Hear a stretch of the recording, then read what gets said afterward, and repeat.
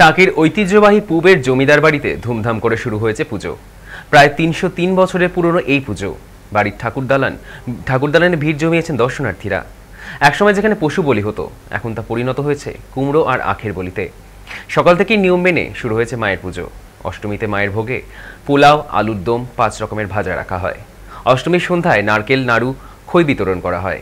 রাজবাড়ি সাজানো হয়েছে খড়ের ছাউনি, দরমার বেড়া, বেতের সামগ্রী দিয়ে, যা প্রাচীন ঐতিহ্য বহন করে। সাংস্কৃতিক অনুষ্ঠান ও ঐতিহ্যের আভিজাত্যের উৎসবমুখর সমারোহে পূবের জমিদার বাড়ি।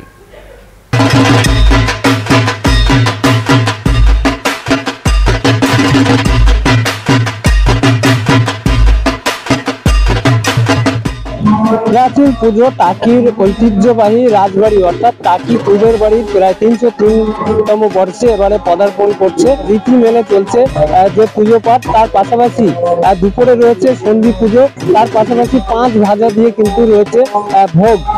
পাশাপাশি দর্শনার্থীদের কিন্তু ভোগ দেওয়া হবে এমনটা কিন্তু জানিয়েছেন টাকি রাজ পরিবারের সদস্যরা। তার পাশাপাশি সন্ধ্যাবেলায় মাকে ভোগ দেওয়া হবে শুকনো ভোগ, খই, মুরগি সহ বিভিন্ন যে রীতি রয়েছে সেই রীতি মেনে কিন্তু মাকে ভোগ দেওয়া হবে।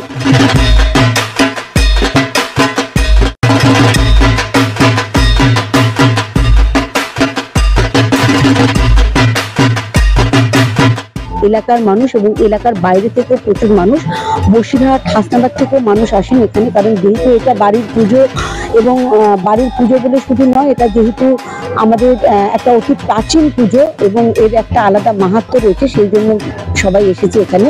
যত দর্শনার্থী আসবে তারা প্রত্যেকে এই প্রসাদ পাবে।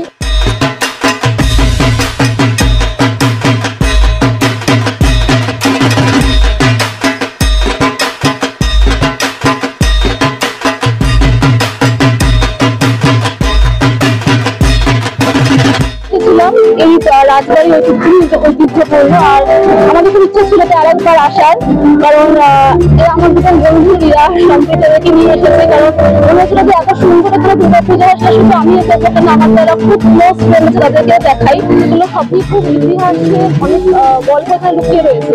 তো সুন্দর তখন পেয়েছি আজকে আসা, তো আমার চেষ্টা করবো সবটাই যাতে আমরা ওটা ঘুরে দেখতে পারি এবং এখানকার যে ঐতিহাসিক যে গুরুত্বপূর্ণ বিষয়গুলো রয়েছে সেগুলো আমরা দেখতে পারি এবং জানতে পারি।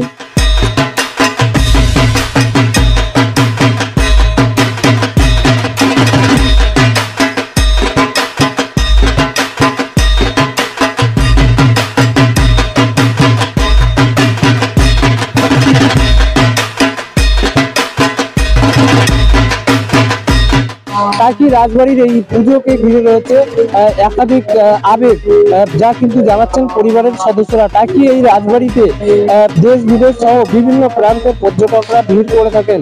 আজও কিন্তু বিভিন্ন জায়গার পর্যটক থেকে শুরু করে দর্শনার্থীরা ভিড় জমাচ্ছেন টাকি পূবের বাড়ির এই প্রাচীন পুজো দেখতে। টাকি থেকে ক্যামেরায় মন্টু সাহাদির সঙ্গে হাসিনুজ্জামানের রিপোর্ট, সময়, কলকাতা।